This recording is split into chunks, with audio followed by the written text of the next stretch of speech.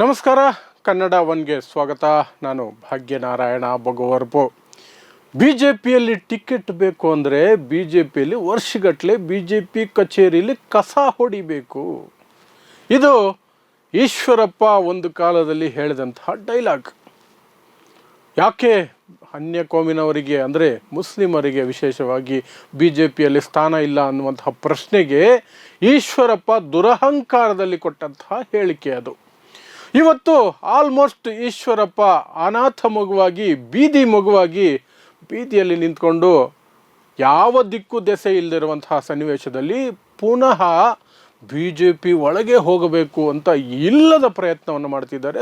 ದುಂಬಾಲು ಬೀಳ್ತಿದ್ದಾರೆ, ಸುಳ್ಳು ಹೇಳ್ತಿದ್ದಾರೆ, ಏನೇನೋ ಕತೆ ಕಟ್ತಿದ್ದಾರೆ.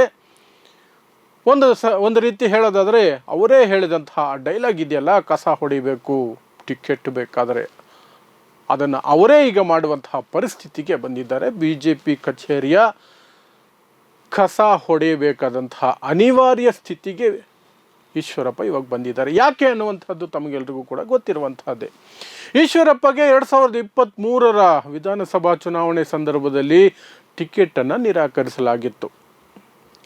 ಆ ಸಂದರ್ಭದಲ್ಲಿ ಅವರು ಸೈಲೆಂಟಾಗಿ ಅದನ್ನು ಒಪ್ಕೊಂಡ್ರು. ಕಾರಣ, ತನ್ನ ಮಗ ಕಾಂತೇಶ್ಗೆ ಮುಂದಿನ ರಾಜಕೀಯ ಭವಿಷ್ಯ ರೂಪಿಸಬೇಕಾದ್ರೆ ತಾನು ಸದ್ಯಕ್ಕೆ ತ್ಯಾಗ ಮಾಡಬೇಕು, ಸೈಲೆಂಟಾಗಿರಬೇಕು, ಬಾಯಿ ಮುಚ್ಕೊಂಡಿರಬೇಕು. ಇಲ್ಲದೆ ಹೋದರೆ ನನ್ನ ಮಗನ ರಾಜಕೀಯ ಭವಿಷ್ಯ ಅಂಧಕಾರಕ್ಕೆ ಹೋಗ್ಬಿಡುತ್ತೆ ಅನ್ನುವಂಥ ಭಯ ಇತ್ತು. ಆ ಕಾರಣಕ್ಕಾಗಿ ಆವಾಗ ಬಿಲ್ಡಪ್ ಕೊಟ್ಟರು. ಹೈಕಮಾಂಡ್ನಿಂದ ಆದೇಶ ಬಂದಂತಹ ನಿಮಿಷಗಳ ಒಳಗೆ ನಾನು ನನ್ನ ಪತ್ರವನ್ನು ಕಳಿಸ್ಕೊಟ್ಟೆ, ನನಗೆ ಟಿಕೆಟ್ ಬೇಡ ಅನ್ನುವಂತಹ ಪತ್ರವನ್ನು ಕಳಿಸ್ಕೊಟ್ಟೆ ಅಂತ. ಆನಂತರ ಮೋದಿಯವರು ಫೋನ್ ಮಾಡಿ ಇವರಿಗೆ ಮಾತನಾಡಿದರು, ಇವರು ಮೋದಿಯವರಿಗೆ ಮಾತನಾಡಿದರು. ಆ ವಿಡಿಯೋ ಎಲ್ಲ ಕಡೆ ವೈರಲ್ ಆಗುವಂತೆ ನೋಡಿಕೊಂಡ್ರು. ಮೋದಿಯವರು ಶಬಾಷ್, ಟಿಕೆಟ್ ಇಲ್ಲ ಅಂದರೂ ಕೂಡ ನೀವು ಸಂತೋಷದಿಂದ ಒಪ್ಕೊಂಡಿದ್ದೀರಿ, ವೆರಿ ಗುಡ್, ನೀವು ಪಾರ್ಟಿ ಮ್ಯಾನ್ ಅಂತ ಬೆನ್ನು ತಟ್ಟಿದ ರೀತಿಯಲ್ಲಿ ಮೋದಿಯವರು ಮಾತಾಡಿದ್ರು. ನೀವು ನಮಗೆ ಮಾತನಾಡುವುದೇ ದೊಡ್ಡ ವಿಚಾರ, ಅದಕ್ಕಿಂತ ಪುಣ್ಯ ಬೇಕಾ, ಅದಕ್ಕಿಂತ ನಮಗೆ ಒಂದು ಮುಕ್ತಿ ಬೇಕಾ ಜೀವನದಲ್ಲಿ ಅನ್ನುವ ರೀತಿಯಲ್ಲಿ ಈಶ್ವರಪ್ಪ ಕೂಡ ಡೈಲಾಗ್ ಹೊಡೆದರು. ಆದರೆ ಅವರ ಮನಸ್ಸಲ್ಲಿದ್ದಂತಹದ್ದು ಒಂದು, ತನಗೆ ಮುಂದಿನ ದಿನಗಳಲ್ಲಿ ವಿಧಾನ ಪರಿಷತ್ನಲ್ಲಿ ಸ್ಥಾನ ಒದಗಿಸಲಾಗುತ್ತೆ ಅಥವಾ ರಾಜ್ಯಸಭೆಗಾದರೂ ಕಳಿಸ್ಕೊಡ್ತಾರೆ. ಜೊತೆಗೆ MP ಎಲೆಕ್ಷನ್ಗಳಿದೆಯಲ್ಲ ಇನ್ನೊಂದು ವರ್ಷದಲ್ಲಿ, ಆ ಸಂದರ್ಭದಲ್ಲಿ ನನ್ನ ಮಗ ಕಾಂತೇಶ್ಗೆ ಹಾವೇರಿಯಿಂದ ಟಿಕೆಟ್ ಕೊಡ್ತಾರೆ. ಶಿವಮೊಗ್ಗದಿಂದ ಕೊಡೋಕ್ಕೆ ಸಾಧ್ಯ ಇಲ್ಲ, ಯಾಕಂದರೆ ಶಿವಮೊಗ್ಗದಲ್ಲಿ ಯಡಿಯೂರಪ್ಪನವರ ಮಗ ರಾಘವೇಂದ್ರ ಅಲ್ಲಿ ಸಿಟ್ಟಿಂಗ್ MP ಮತ್ತು ಅವರು ಅಲ್ಲೇ ಮತ್ತೆ ಸ್ಪರ್ಧೆ ಮಾಡೋದು ಅದು ಖಚಿತ ಆಗಿದ್ದರಿಂದ Haveri is A better option ಅಂತ ಅದ್ರ ಮೇಲೆ ಆಸೆ ಇಟ್ಕೊಂಡು ಕೂತಿದ್ರು. ಆದರೆ ಯಡಿಯೂರಪ್ಪ, BY ರಾಘವೇಂದ್ರ ಮತ್ತು BY ವಿಜಯೇಂದ್ರ ರಾಜ್ಯಾಧ್ಯಕ್ಷ ಆದ ನಂತರ ಎಲ್ಲವೂ ಕೂಡ ಬದಲಾಯಿತು.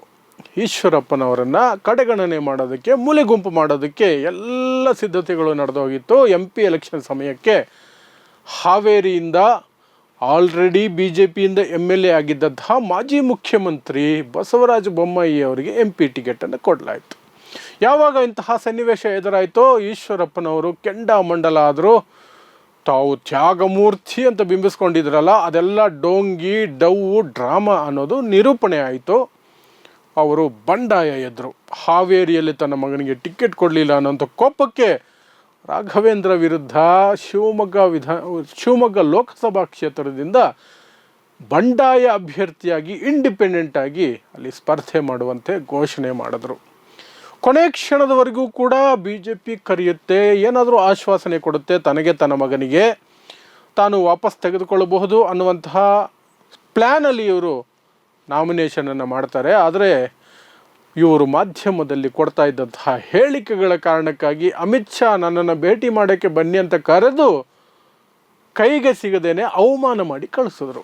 ಅಷ್ಟೆಲ್ಲ ಆದಮೇಲೆ ಈಶ್ವರಪ್ಪ ಸ್ಪರ್ಧೆ ಮಾಡದೆ ಹೋದರೆ ಇನ್ನೂ ದೊಡ್ಡ ಅವಮಾನ ಆಗುತ್ತಲ್ಲ, ಹಾಗಾಗಿ ಸ್ಪರ್ಧೆ ಮಾಡಿದ್ರು. ಸುಮ್ಮನೆ ಡುಬಾಕು ಕತೆಗಳನ್ನು ಕಟ್ಟಿದ್ರು. ನಾನೇ ಗೆಲ್ಲೋದು ಇಲ್ಲಿಂದ, ಕಾಂಗ್ರೆಸ್ಸಿನ ಗೀತಾ ಶಿವರಾಜ್ಕುಮಾರ್ ಗೆಲ್ಲಲ್ಲ, ರಾಘವೇಂದ್ರನೂ ಗೆಲ್ಲಲ್ಲ, ಜನ ನನ್ನನ್ನು ಒತ್ತಾಯ ಮಾಡಿ ನಿಲ್ಲಿಸ್ತಾ ಇರೋದು, ನಾನೆಲ್ಲ ನಿಂತ್ಕೊಳ್ತಾ ಇರೋದು. ಹೌದು, ನಿಮ್ಗೆ ಅನ್ಯಾಯ ಆಗಿದೆ, ನೀವು ನಿಂತ್ಕೋಬೇಕು, ನೀವು ಸರಿ ಇದ್ದೀರಿ ಅಂತ ಹೇಳಿದ್ದಾರೆ. ಮತ್ತು ನಾನು ಕರ್ನಾಟಕದಲ್ಲಿ BJPಯನ್ನು ಕುಟುಂಬ ರಾಜಕಾರಣದಿಂದ, ಯಡಿಯೂರಪ್ಪನವರ ರಾಜಕಾರಣದಿಂದ, ಯಡಿಯೂರಪ್ಪನವರ ಕುಟುಂಬದ ಕಪಿಮುಷ್ಟಿಯಿಂದ ನಾನು ಬಿ ಜೆ ಪಿಯನ್ನು ಹೊರಗೆ ತರ್ತೀನಿ, ನನಗೆ ಎಲ್ಲರ ಬೆಂಬಲ ಇದೆ, ಜನರ ಬೆಂಬಲ ಇದೆ, RSS ಬೆಂಬಲ ಇದೆ, ಸಂಘ ಪರಿವಾರದ ಬೆಂಬಲ ಇದೆ, ಎಲ್ಲರೂ ಕೂಡ ನನ್ನನ್ನು ಬೆಂಬಲಿಸ್ತಾ ಇದ್ದಾರೆ.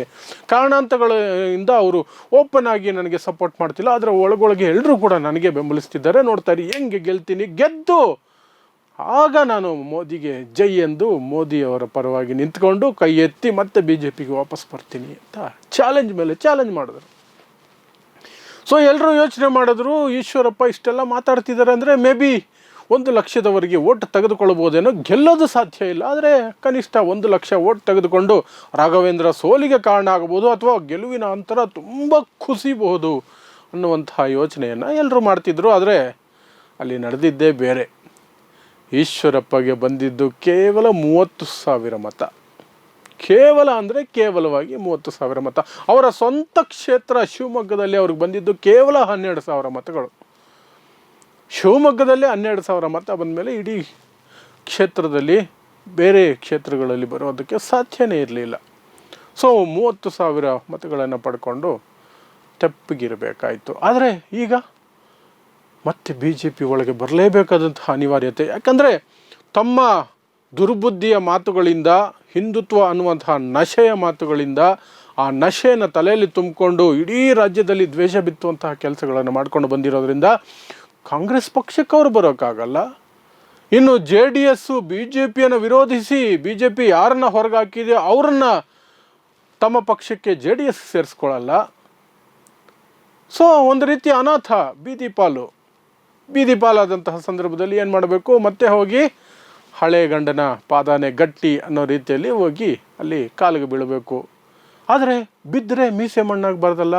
ಅದಕ್ಕೆ ಈಗ ಹೊಸ ಕಥೆಯನ್ನು ಈಶ್ವರಪ್ಪ ಕಟ್ಟಿದ್ದಾರೆ. ಏನಂದರೆ, ವರಿಷ್ಠರಿಂದ ನನಗೆ ಆಹ್ವಾನ ಬಂದಿದೆ, ನಾನು ಯೋಚನೆ ಮಾಡಿ ಯಾವಾಗ ಸೇರಬೇಕು ಅನ್ನೋದನ್ನು ಸೇರ್ತೀನಿ, ಆದರೆ ಯಾವಾಗ ಅನ್ನೋದನ್ನು ನಾನು ಡಿಸೈಡ್ ಮಾಡಿಲ್ಲ ಅಂತ. ಆದರೆ BJP ಮೂಲಗಳ ಪ್ರಕಾರ, BJP ನಾಯಕರುಗಳ ಪ್ರಕಾರ ಯಾರೂ ಕೂಡ ಈಶ್ವರಪ್ಪನ ಪಕ್ಷಕ್ಕೆ ವಾಪಸ್ ಬನ್ನಿ ಅಂತ ಕರೀತಾರೆ. ಯಾಕಂದರೆ ಈಶ್ವರಪ್ಪಯಿಂದ BJPಗೆ ಯಾವ ಲಾಭವೂ ಇಲ್ಲ. ಆ ಕಡೆ ಸಮುದಾಯ, ಕುರುಬ ಸಮುದಾಯ ಏನಾದರೂ ಮಾಡುತ್ತಾ, ಹಾಗೇನಾದರೂ ಮಾಡೋ ಹಾಗಿದ್ದಿದ್ರೆ ಕನಿಷ್ಠ ಶಿವಮೊಗ್ಗ ಲೋಕಸಭಾ ಕ್ಷೇತ್ರದಲ್ಲಿ ಈಶ್ವರಪ್ಪನವ್ರಿಗೆ ಅಟ್ಲೀಸ್ಟ್ 1 ಲಕ್ಷ ಮತ ಆದರೂ ಬಂದಿರೋದು. ಬೇರೆ ಕ್ಷೇತ್ರಗಳಲ್ಲಿ 19 ಕ್ಷೇತ್ರಗಳನ್ನು BJP ಗೆದ್ಕೊಂಡಿದೆಯಲ್ಲ, ಅಲ್ಲಿ ಅಟ್ಲೀಸ್ಟ್ ಒಂದು 2-3 ಕ್ಷೇತ್ರಗಳಲ್ಲಿ ಇನ್ನೂ ಸೋಲಬೇಕಾಗಿತ್ತು ಕುರುಬರ ಮತಗಳ ಕಾರಣಕ್ಕಾಗಿ. ಈ ರೀತಿಯಾಗಿ ಯಾವುದೇ ರೀತಿಯಿಂದಲೂ ಕೂಡ BJPಗೆ ಲಾಭ ಇಲ್ಲದಂತಹ ಈಶ್ವರಪ್ಪ ಸುಳ್ಳು ಕಥೆಗಳನ್ನು ಹೇಳ್ಕೊಂಡಿದ್ದಾರೆ. ನನಗೆ ಆಹ್ವಾನ ಬಂದಿದೆ BJP ವರಿಷ್ಠರಿಂದ ಅಂತ. ಇದು ಸಾಧ್ಯನೇ ಇಲ್ಲದಂತಹ ಮಾತು. ಅದು ಸುಮ್ಮನೆ ಒಂದು ವೇದಿಕೆಯನ್ನು ಸೃಷ್ಟಿ ಮಾಡ್ತಿರುವಂತಹದ್ದು. ಆದರೆ ಒಳಗೊಳಗೇನೆ ಇವರಿಗೆ ಫೋನ್ ಮಾಡಿ ಇವರನ್ನು ಬೇಡ್ಕೊಳ್ತಿದ್ದಾರೆ ಅನ್ನುವಂತಹದ್ದು ಮಾಹಿತಿ. ನನ್ನನ್ನು ಪಕ್ಷಕ್ಕೆ ವಾಪಸ್ ತೆಗೆದುಕೊಳ್ಳಿ, ನಾನು ಬೇರೆ ಗತಿ ಇಲ್ಲ, ನನಗೆ ಯಾವ ಗತಿಯೂ ಇಲ್ಲ. ಮುಸ್ಲಿಮರ ವಿರುದ್ಧ ದ್ವೇಷ ಕಾರೋದೇ ನನ್ನ ಟ್ಯಾಲೆಂಟು, ಆ ಟ್ಯಾಲೆಂಟೇ ನಿಮಗೆ ಬೇಕಾಗಿರೋದು BJPಗೆ. ಆ ಟ್ಯಾಲೆಂಟ್ ನನ್ನ ಹತ್ರ ಇದೆ, ದಯವಿಟ್ಟು ತೆಗೆದುಕೊಳ್ಳಿ. ಏನೋ ಸಿಟ್ಟಲ್ಲಿ, ಏನೋ ಒಂದು ಇದರಲ್ಲಿ ದುರಾಸೆಯಲ್ಲಿ ಆ ಪಕ್ಷೇತರ ಅಭ್ಯರ್ಥಿಯಾಗಿ ಸ್ಪರ್ಧೆ ಮಾಡಿಬಿಟ್ಟೆ ನಾನು. ಆದರೆ BJP ಅವರನ್ನು ಒಳಗೆ ಕರೆಸ್ಕೊಳ್ಳುವಂತಹ ಮೂಡಲಿಲ್ಲ. ಯಾಕಂದರೆ ಮೋದಿ 400+ ಬೇಕು ಅಂತಂಥ ಸಂದರ್ಭದಲ್ಲಿ, ಅವರು ಆ ಟಾರ್ಗೆಟ್ ಇಟ್ಕೊಂಡು ಓಡಾಡ್ತಿದ್ದಂತಹ ಸಂದರ್ಭದಲ್ಲಿ ಮೋದಿಯ ಪಕ್ಷಕ್ಕೆ ಬಂಡಾಯ ಅಭ್ಯರ್ಥಿಯಾಗಿ ನಿಂತ್ಕೊಂಡಂತಹ ವ್ಯಕ್ತಿನ BJP ಅಷ್ಟು ಸುಲಭಕ್ಕೆ ಒಳಗೆ ಯಾಕೆ ಕರ್ಕೋಬೇಕು? ಅದು ಇನ್ನೇನು ಕೆಲವೇ ದಿನಗಳಲ್ಲೋ ಅಥವಾ ಕೆಲವು ತಿಂಗಳುಗಳಲ್ಲಿ ಕರ್ನಾಟಕದಲ್ಲಿ ಯಾವುದಾದ್ರು ಚುನಾವಣೆ ಇದ್ದಿದ್ರೆ ಮೇ ಬಿ BJP ಓಕೆ ಅವರಿದ್ದರೆ ಒಂದಷ್ಟು ಅನುಕೂಲ ಆಗಬಹುದೇನೋ ಅವರಿಂದ ಅನ್ನುವಂಥ ಕಾರಣಕ್ಕೆ ಒಳಗೆ ಕರ್ಕೋಬೋದಾಗಿತ್ತು. ಈಗ ಅದೂ ಇಲ್ಲ. ಕನಿಷ್ಠ ಇನ್ನೊಂದು 4 ವರ್ಷ ಯಾವುದೇ ಮೇಜರ್ ಎಲೆಕ್ಷನ್ಸ್ ಇಲ್ಲ ಕರ್ನಾಟಕದಲ್ಲಿ. ವಿಧಾನಸಭಾ ಚುನಾವಣೆಗಳು 2027ರವರೆಗೆ ನಡಿಬೇಕು, ಅಲ್ಲಿವರೆಗೆ ಸಾಧ್ಯನೇ ಇಲ್ಲ. ಹಾಗಾಗಿ ಅವ್ರಿಗೂ ಅರ್ಜೆಂಟ್ ಇಲ್ಲ, ಮುಂದಕ್ಕೆ ಯಾವತ್ತಾದರೂ ನೋಡೋಣ ಅಂತ. ಆದರೆ ಈಶ್ವರಪ್ಪನವರ ವಾದ ಏನು ಅಂತಂದರೆ, ಪಕ್ಷ ಬಿಟ್ಟು ಕಾಂಗ್ರೆಸ್ಗೆ ಹೋಗಿ ಕಾಂಗ್ರೆಸ್ಸಲ್ಲಿ ಸೋತು ಕಾಂಗ್ರೆಸ್ ಮೂಲಕ ವಿಧಾನ ಪರಿಷತ್ಗೆ ಆಯ್ಕೆಯಾಗಿದ್ದಂತಹ ಜಗದೀಶ್ ಶೆಟ್ಟರ್ ಅವರನ್ನು ನೀವು ಪಕ್ಷಕ್ಕೆ ಕರೆದುಕೊಂಡು ಬಂದು MP ಟಿಕೆಟ್ ಕೊಟ್ಟು ಗೆಲ್ಲಿಸ್ಕೊಂಡು ಅವರನ್ನು BJPಯಲ್ಲಿ ಇಟ್ಕೊಂಡಿದ್ದೀರಿ. ಹಾಗಿರಬೇಕಾದ್ರೆ ನಾನಂತೂ ಪಕ್ಷ ಬಿಟ್ಟು ಹೋಗಲಿಲ್ಲ, ಕೇವಲ ಬಂಡಾಯ ಅಭ್ಯರ್ಥಿಯಾಗಿ ಸ್ಪರ್ಧೆ ಮಾಡಿದೆ. ಅದು ಕೂಡ ನಾನು ಯಾವತ್ತಿದ್ರೂ ಮೋದಿಯ ಭಕ್ತ ಅಂತ ಹೇಳಿಕೊಂಡೆ. ನಾನು ಪ್ರಚಾರ ಕಾರ್ಯದಲ್ಲಿ ಮೋದಿಯವರ ಫೋಟೋನೇ ಬಳಸ್ಕೊಂಡೆ. ಮೋದಿಯವರಿಗಾಗೇ ನಾನು ಎಲೆಕ್ಷನ್ ನಿಂತ್ಕೊಂಡಿದ್ದು, ಗೆದ್ದಿದ್ರೆ ನಾನು ಮೋದಿ ಪರವಾಗಿ ಕೈ ಎತ್ತುತ್ತಾ ಇದ್ದೆ, ಮೋದಿ ಕೈಯನ್ನು ಬಲಪಡಿಸ್ತಾ ಇದ್ದೆ, ಹಿಂದುತ್ವದ ಫೈರ್ ಬ್ರ್ಯಾಂಡ್ ನಾನು. ಹಾಗಿರ್ಬೇಕಾದ್ರೆ ನನ್ನನ್ನು ಯಾಕೆ ವಾಪಸ್ ತೆಗೆದುಕೊಳ್ಳಬಾರ್ದು ಅನ್ನುವಂಥದ್ದು. ಆದರೆ ಈಶ್ವರಪ್ಪ ಇರುವಂತಹ ಪರಿಸ್ಥಿತಿಯಲ್ಲಿ ಅವರು ಒತ್ತಾಯ ಮಾಡೋಕ್ಕೂ ಆಗಲ್ಲ, ಸಾರ್ವಜನಿಕವಾಗಿ ನಾನು ಕಾಲಿಗೆ ಬೀಳ್ತಾ ಇದ್ದೀನಿ ಅಂತ ಹೇಳೋಕ್ಕೂ ಆಗಲ್ಲ. ಈ ಕಡೆ ಯಡಿಯೂರಪ್ಪ ಮತ್ತು ಅವರ ಕುಟುಂಬ ತೀವ್ರ ವಿರೋಧ ಇರೋದರಿಂದ ಅಷ್ಟು ಸುಲಭಕ್ಕೆ ಹೈಕಮಾಂಡ್ ಕೂಡ ತೆಗೆದುಕೊಳ್ಳೋದಿಲ್ಲ. ಪ್ಲಸ್ ಮೋದಿ ಆ್ಯಂಡ್ ಅಮಿತ್ ಶಾಗೆ ಕೂಡ ಈಶ್ವರಪ್ಪ ಬೇಕಾಗಿಲ್ಲ ಸದ್ಯದ ಪರಿಸ್ಥಿತಿಯಲ್ಲಿ. ಈಶ್ವರಪ್ಪ ನಡವಳಿಕೆ ಆಗಿತ್ತು, ಮಾತುಗಳು ಆಗಿತ್ತು ಚುನಾವಣೆ ಸಂದರ್ಭದಲ್ಲಿ.